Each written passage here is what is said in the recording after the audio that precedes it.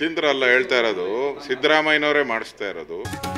ಯತೀಂದ್ರ ಹೇಳಿದ್ದಲ್ಲ, ಸಿದ್ದರಾಮಯ್ಯರೇ ಹೇಳಿಸಿದ್ದು. ಡಿಕೆಶಿಗೆ ಚೆಕ್ಮೇಟ್ ಇಟ್ಟಿದ್ದಾರೆ ಎಂದ ಅಶೋಕ್, ಕುರ್ಚಿಗಾಗಿ ಸರ್ಕಾರವೇ ಬಿದ್ದೋಗಬಹುದು ಎಂದು ಭವಿಷ್ಯ.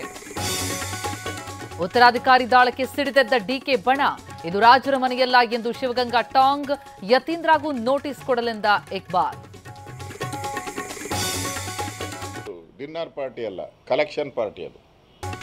ಮೊನ್ನೆ ಸಿಎಂ ನಡೆಸಿದ್ದು ಕಲೆಕ್ಷನ್ ಮೀಟಿಂಗ್. ಬಿಹಾರ ಚುನಾವಣೆಗೆ 400 ಕೋಟಿ ಫಂಡಿಂಗ್.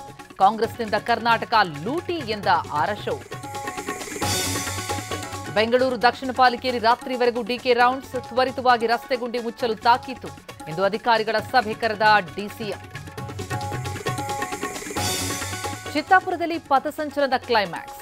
ಆರ್ಎಸ್ಎಸ್ ಸೇರಿ 7 ಅರ್ಜಿಗಳ ಭವಿಷ್ಯ ಇಂದು ನಿರ್ಧಾರ. ಕಲಬುರಗಿ ಹೈಕೋರ್ಟ್ ಪೀಠದತ್ತ ಎಲ್ಲರ ಚಿತ್ತ. ಮತಪಟ್ಟಿಯಿಂದ ಹೆಸರು ತೆಗೆಯಲು 6018 ಅರ್ಜಿ. ಆಳಂದ ವೋಟ್ ಚೋರಿಯ ಸ್ಫೋಟಕ ರಹಸ್ಯ ಬಯಲು. ತಪ್ಪಿತಸ್ಥರನ್ನ ಜೈಲಿಗಟ್ಟುತ್ತೇವೆ ಎಂದ ಪ್ರಿಯಾಂಕ್ ಖರ್ಗೆ. 3 ತಿಂಗಳಿಂದ ಸಂಬಳ ಇಲ್ಲ, ಗೌರವ ಧನವೂ ಇಲ್ಲ. ಸರ್ಕಾರದ ವಿರುದ್ಧ ಆಶಾ ಕಾರ್ಯಕರ್ತೆಯರ ಕಿಚ್ಚು. ಮತ್ತೆ ಹೋರಾಟಕ್ಕಿಳಿಯಲು 42 ಮಂದಿ ಸಜ್ಜು.